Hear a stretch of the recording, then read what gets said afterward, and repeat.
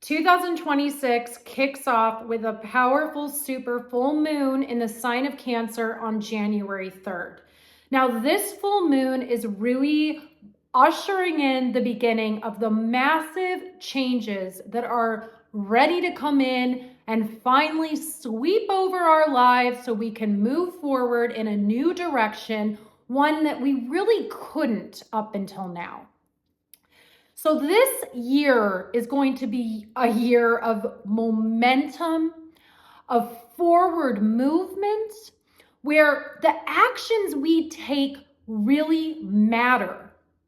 So understanding that we have been shedding old skin up until now so that a deeper underlying truth can be revealed.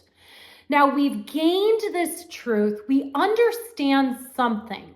And this full moon is marking a time where we take this understanding and we make a commitment to ourselves. What are we willing to take with us as we move forward? What structures do we need to support our future self and who we're becoming?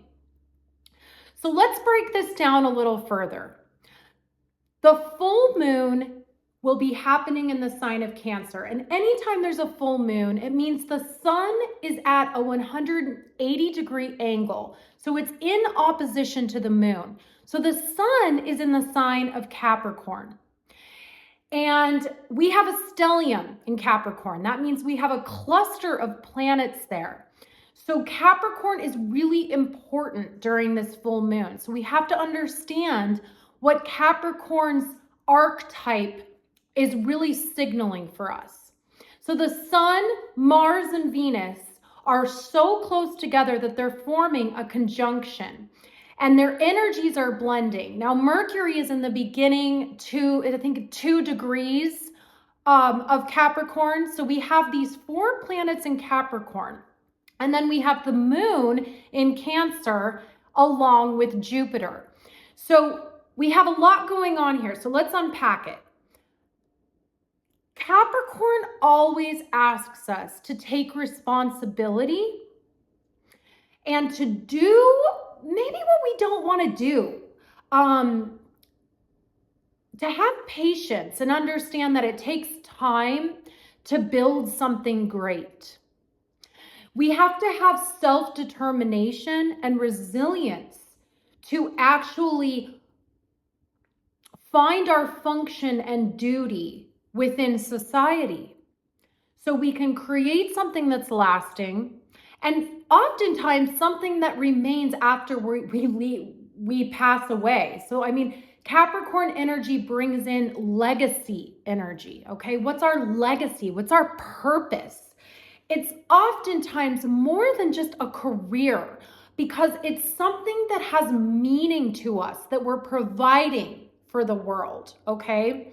But it is slow moving. It's a process. It's the mountain goat climbing to the top of the mountain. It's not easy. We have to have all of the resources and everything we need that's going to sustain us and allow us to get to the top of that mountain.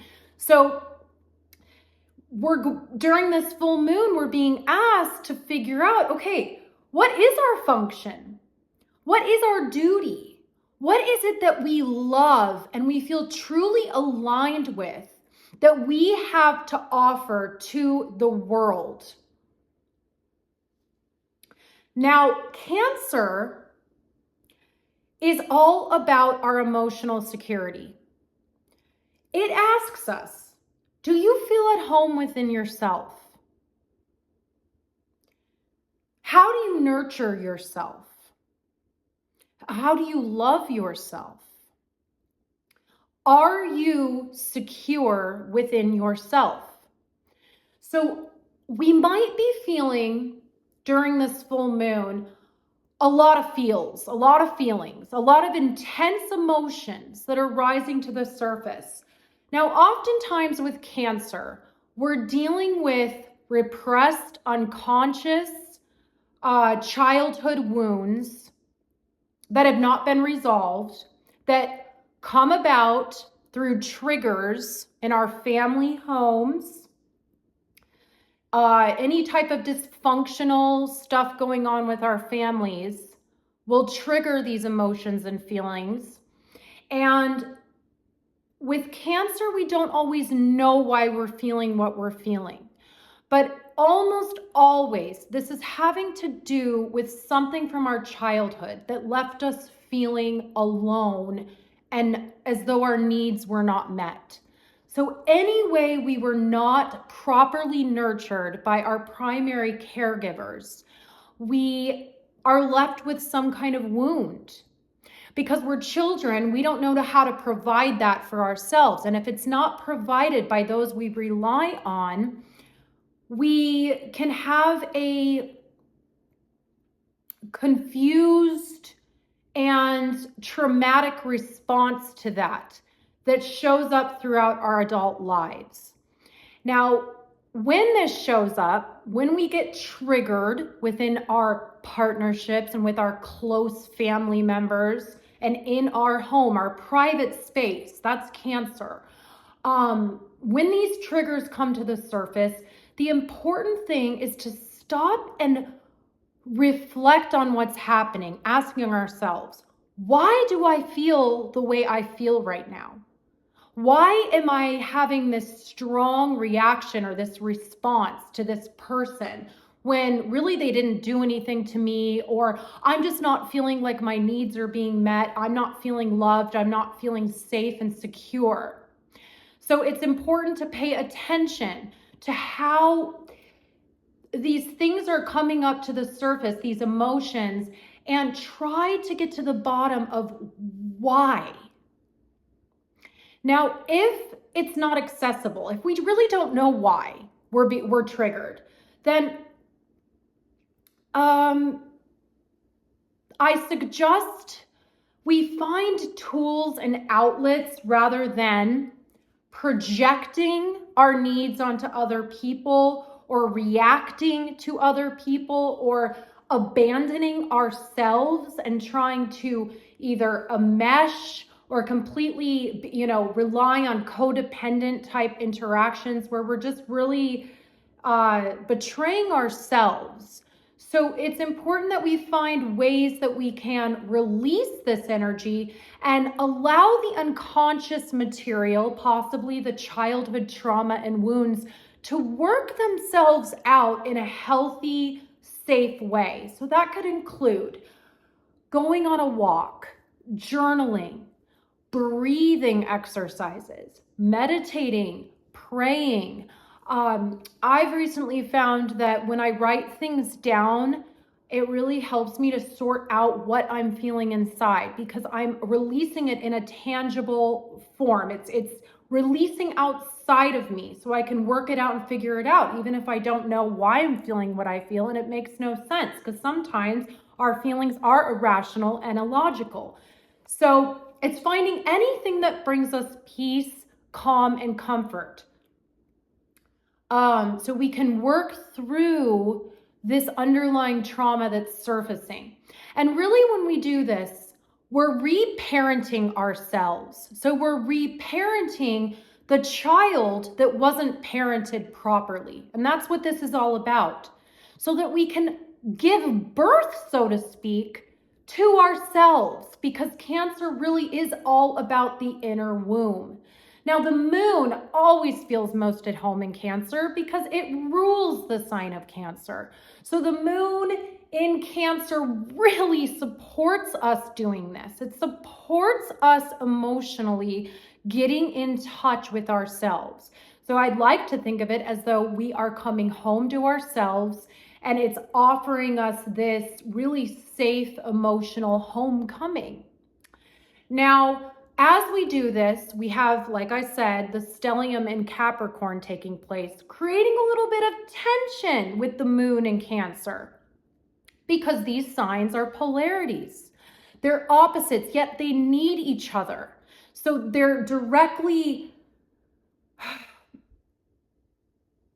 in and of the same, okay? So what I mean by that is Cancer wants us to be emotionally secure within ourselves. Why? So in Capricorn, we can be emotionally secure in our outer environment with anything we're doing outside of our home, outside of ourselves, that's not in private. So our career function, how our place in society and culture and how we show up in the world. First, we have to feel secure within ourselves in order to show up securely for the world, okay? Now, with Mars and Venus conjunct the sun in Capricorn, this is a time of rebalancing, of understanding the desires that we have must match our value system in order for our core identity to shine. And we do this through our conscious will. So it's asking ourselves, what are we truly responsible for? And why? Now, if we've taken on responsibilities that are not emotionally aligned to who we are and who we are becoming, to our future self, then it's really a time to ask ourselves, can we continue to be invested in whatever this is? Now, this could be a job.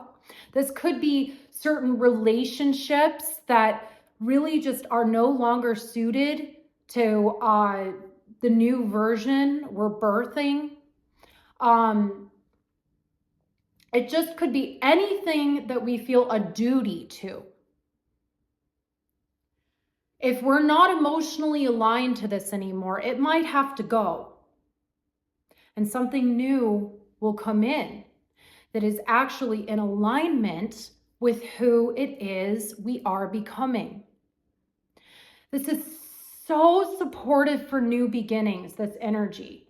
So anything that we've been desiring or thinking about, or that's been percolating underneath the surface that really feels emotionally compelling, that we're emotionally drawn to, it's such a good time to really delve into this, to do what it takes to take the tangible, practical steps to make whatever this is a reality. And this is a time of building lasting structures. So the steps we take have a lasting rippling effect. This is a time of building a legacy, of figuring out, who am I? What do I have to offer to others, to the world, to my family? And what do I want to leave behind after I pass away and leave this earth? What am I leaving behind for people, for the world? What is going to be sustaining and long-term after I'm gone? Capricorn. Okay? So this is really a time of understanding our emotions, healing emotional patterns from the past that no longer serve us, by acquiring self-knowledge and really sitting with ourselves, getting to know our emotions and understanding why we feel what we feel. And as we do this, we start to heal the old wounds and the lack of nurturing we experienced as a child by nurturing ourselves. And as we do that, we are opening ourselves up to more self-understanding, self-reliance, self-wisdom, so we can find what it is outside of ourselves that we're being called to do. And we can build our legacy. So this is the beginning of a new way. It's the beginning of a new era, an entirely new cycle of life. And it is so exciting. I wish you all so much luck. Happy New Year, and I'll see you next time.